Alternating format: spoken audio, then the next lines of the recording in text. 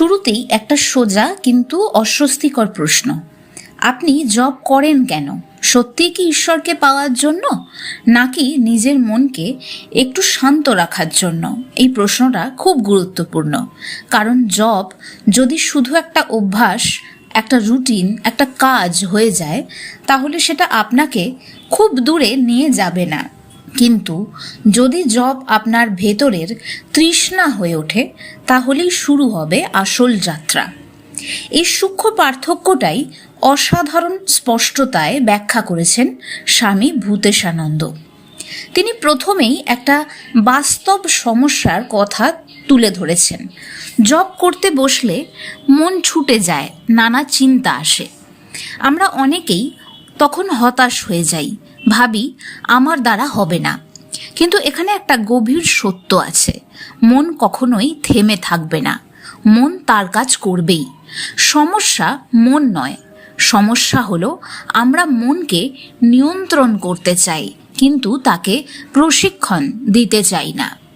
তিনি বলছেন চেষ্টা অভ্যাস করতে হবে।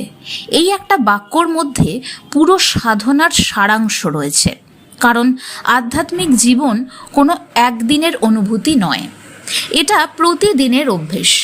আপনি আজ 10 মিনিট মন দিয়ে জপ করতে পারলেন, কাল হয়তো 5 মিনিটও পারবেন না, তাতে কিছু আসে যায় না। গুরুত্বপূর্ণ হলো আপনি থামছেন না।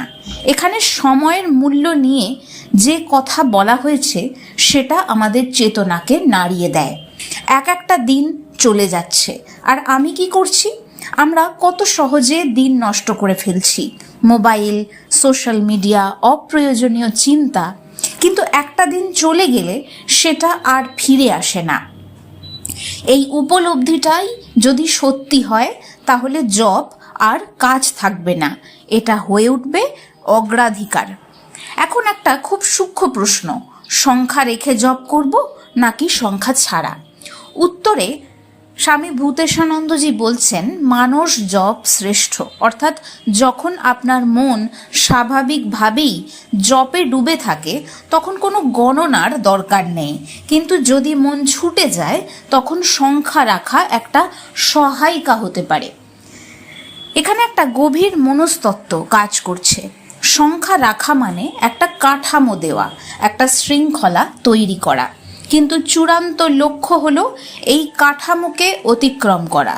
যেমন ভগবদ্গীতাতে বলা হয়েছে, অভ্যাস ও বৈরাগ্যের মাধ্যমে মনকে স্থির করতে হবে। শুরুতে অভ্যাস দরকার, পরে সেটা স্বাভাবিক হয়ে যায়। এখন প্রশ্ন আসে, কাজ করতে করতে জব কি করা যায়? উত্তর হলো যায়, কিন্তু কাজের ক্ষতি হলে নয়। এই কথাটা খুব গুরুত্বপূর্ণ। অনেক সময় আমরা ভাবি একসাথে অনেক কিছু করব, কিন্তু তাতে দুটোই নষ্ট হয়ে যায়। উদাহরণটা খুব বাস্তব। দুধ জাল দিচ্ছেন আর জব করতে করতে ভুলে গেলেন, দুধ উতলে পড়ে গেল। এটা আধ্যাত্মিকতা নয়, এটা অসচেতনতা। তাই এখানে মূল কথা হলো সচেতনতা। আপনি যা করছেন পুরো মন দিয়ে করুন। যদি কাজ করছেন, কাজেই মন দিন। যদি জব করছেন, জবেই মন দিন। ধীরে ধীরে এই দুইয়ের মধ্যে একটা সেতু তৈরি হবে। জাপানিজ জেন ফিলোসফিতে বৌদ্ধিক সাধনায় একটা খুব সুন্দর প্র্যাকটিস আছে। Are you doing the dishes, অর্থাৎ তুমি কি বাসন মাজতে পারছো? এর অর্থ হলো যখন তুমি বাসন মাজছো, শুধু বাসনই মাজবে, ওইটাই তোমার সাধনা। ওই মুহূর্তটায় তুমি যে কাজটা করছো সেইটাই শুধুমাত্র সমগ্র মনোযোগ সহকারে করতে হবে। এই যে প্র্যাকটিসটা, এটাই মনের সচেতনতাকে আস্তে আস্তে বৃদ্ধি করে। ঠিক একইভাবে যখন যে কাজটা আমরা করছি সেটাই যেন আমাদের পুজো হয়ে যায়, সেটাই যেন আমাদের সাধনা হয়ে যায়। একইভাবে যখন আপনি জব করছেন, সেখানেও আপনি সম্পূর্ণ মনোযোগ তখন দিতে পারবেন। এটা সবটাই একটা প্রশিক্ষণের ব্যাপার। আমি ধীরে ধীরে সময়ের সাথে সাথে মনকে কিভাবে প্রশিক্ষণ দিচ্ছি, তার উপরেই মন তার পরবর্তী কাজকর্মের অভ্যাসগুলো তৈরি করে নিচ্ছে। এবং এই অভ্যাসটা চালিয়ে যেতেই হবে, এই প্রচেষ্টাটা চালিয়ে যেতেই হবে। প্রথম দিকে কাজ করতে করতে জব করলে সেটা যান্ত্রিক মনে হয়ে যায়, কিন্তু এটাও একটা ধাপ। আপনি যদি নিয়মিত থাকেন, ধীরে ধীরে তার মধ্যে আন্তরিকতা আসবে। এটা ঠিক যেমন প্রথমে আমরা গান মুখস্থ করি, শব্দগুলো তখন যান্ত্রিক লাগে, কিন্তু পরে সেটা হৃদয়ের অংশ হয়ে যায়। এখন আমাদের লক্ষ্য হওয়া দরকার, আমরা কোনো কিছু করতে শুরু করেছি মানে শুধু সেখানেই সীমাবদ্ধ থেকে যাব এটা নয়। এটা মনে রাখতে হবে সবটাই কিন্তু একটা প্রাথমিক স্টেপ, তার পরবর্তীও অনেকগুলো স্টেপ রয়েছে, তো সেই দিকে আমাদেরকে যেতে হবে, অর্থাৎ ক্রমাগত উন্নতি করতে করতে যাওয়া। এখানে একটা গভীর প্রশ্ন আসে, যদি মন এমনিতেই ভগবানের দিকে থাকে তাহলে কি জপ দরকার? উত্তর না, কারণ জপের উদ্দেশ্যই হলো মনকে ভগবানে স্থির করা।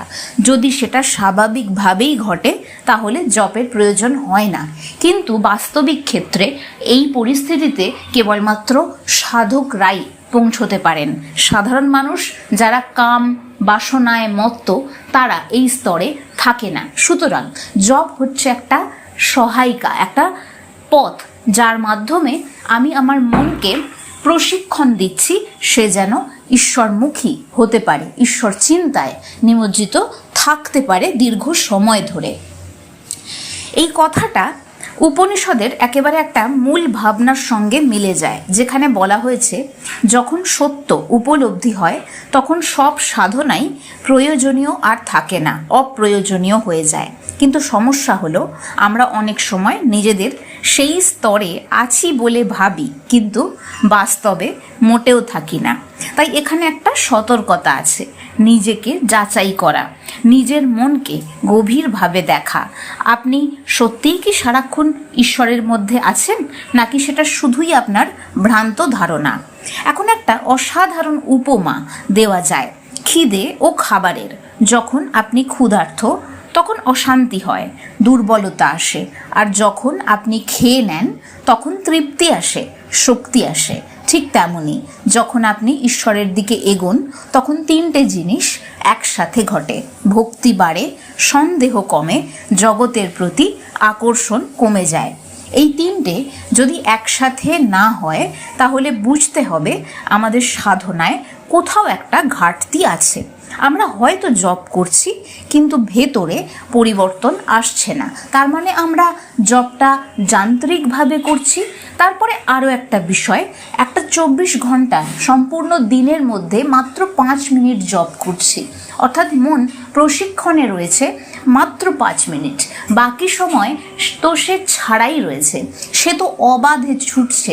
সব থেকে বেশি সময় সে যেটা করছে সে কিন্তু সেই প্রশিক্ষণই পাচ্ছে।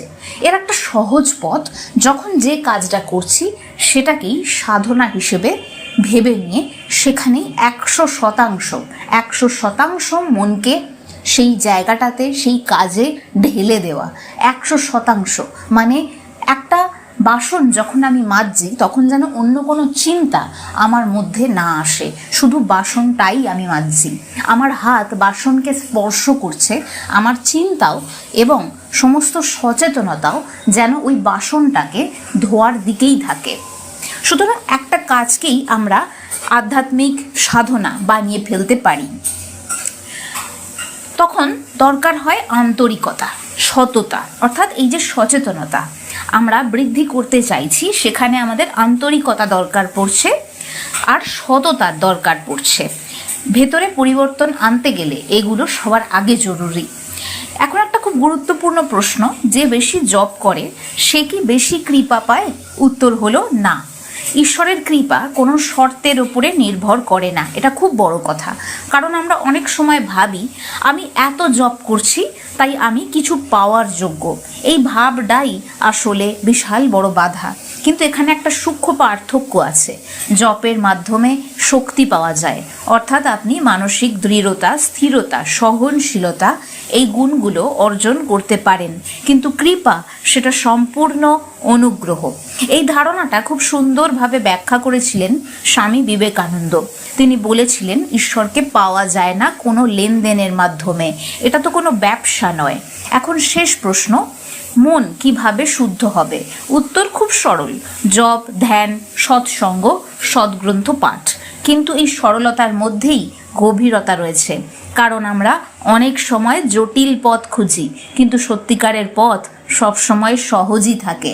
আমরা সহজ হতে পারি না, দীর্ঘক্ষণ ধরে হয়ে থাকতে পারি না। জগতের এত মায়ায়, এত কনফ্লিক্ট, এত দ্বন্দ্ব, তার মধ্যে এই সহজ হওয়াটাই আসল জটিলতা। এই 4টে জিনিস যদি আপনি নিয়মিত করতে পারেন তাহলে আপনার জীবন বদলে যাবে। কিন্তু সমস্যা হলো আমরা ধারাবাহিক হতে পারি না। কয়েকদিন করি, তারপর ছেড়ে দিই, আবার শুরু করি, আবার থামি। অর্থাৎ এখানে একটা বড় বিষয় লুকিয়ে রয়েছে, সেটা হচ্ছে নিয়মানুবর্তিতা। আপনি কম করুন, প্রত্যেক দিন করুন, 5 মিনিট হলেও করুন, কিন্তু থামবেন না।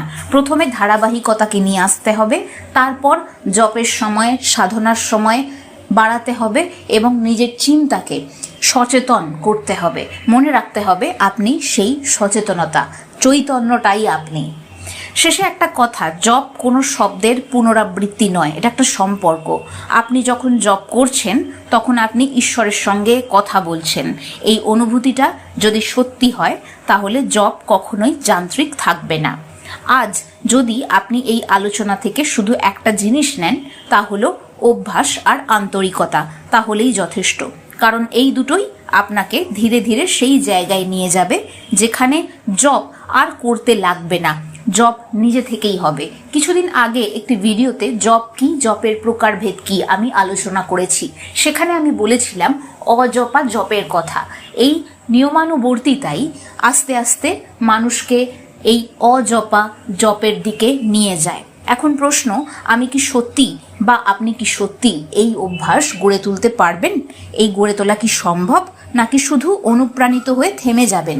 যদি সত্যি এগোতে চান তাহলে আজ থেকেই শুরু করুন। একটা নির্দিষ্ট সময় প্রথমে ঠিক করুন, ছোট থেকেই শুরু করুন, শুধু নিয়মিত থাকুন। আর হাতে এই মুহূর্তে যে কাজটা রয়েছে সেটাই সচেতনভাবে করুন। যদি একটা বাসনও মাজেন, 100% মনোযোগ দিয়ে সেই বাসনটা মাজুন। আর যদি এই ধরনের গভীর আধ্যাত্মিক আলোচনা, বাস্তব জীবনে প্রয়োগযোগ্য জ্ঞান এবং সাধনার পথকে সহজভাবে বোঝার চেষ্টা আপনার ভালো লাগে, তাহলে অবশ্যই এই চ্যানেলটা সাবস্ক্রাইব করে দিন, ভিডিওটি লাইক করুন, কমেন্টে লিখে জানান আপনি প্রতিদিন কত মিনিট জপ করতে শুরু করেছেন। আপনার এই ছোট্ট প্রতিশ্রুতি হতে পারে আপনার জীবনের সবচেয়ে বড় পরিবর্তনের সূচনা। ভালো থাকবেন।